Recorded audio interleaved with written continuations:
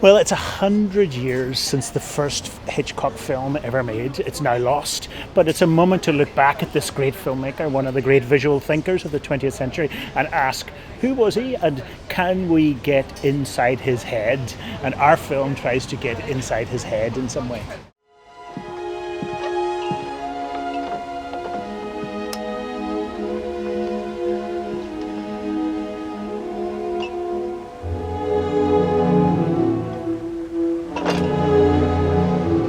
Sit down. Thank you.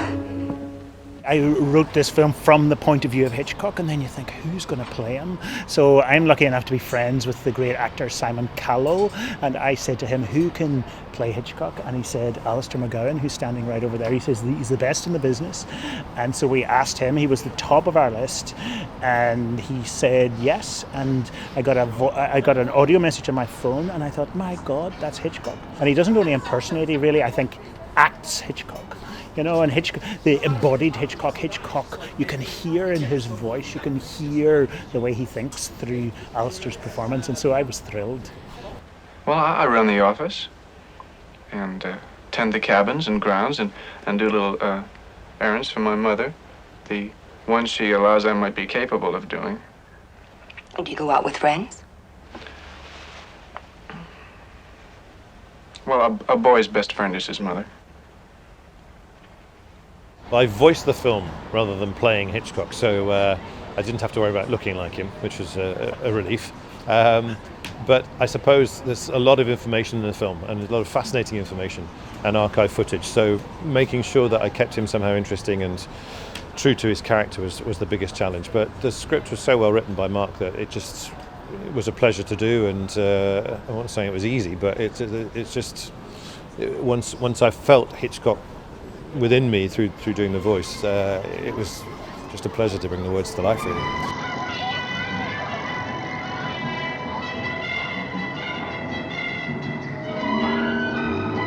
I wanted to ask, what would Hitchcock do in the era of mobile phones, for example? Would he understand that? And yes, he would, because he was a great visual thinker. What would Hitchcock do?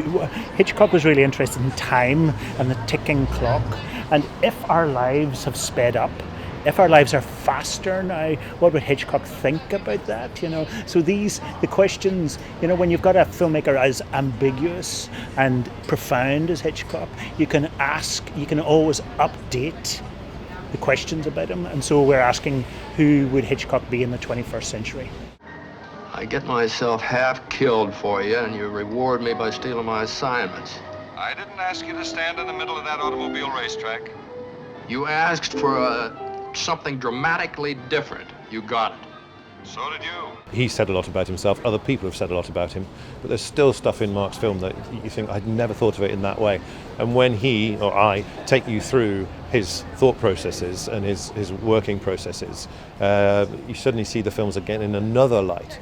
You know, one of the things that stays with me is the way at one point I had to say, look here how I go up on high. I see the people from above. It makes them seem small and makes their ambitions seem so puny.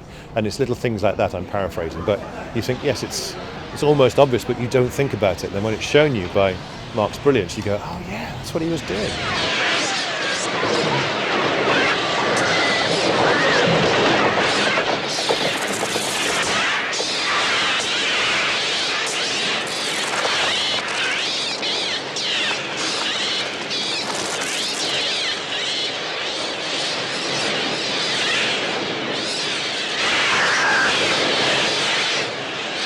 I've had many films at the Glasgow Film Festival, and it's always fun. It's my home festival and one of my home festivals, and it's great.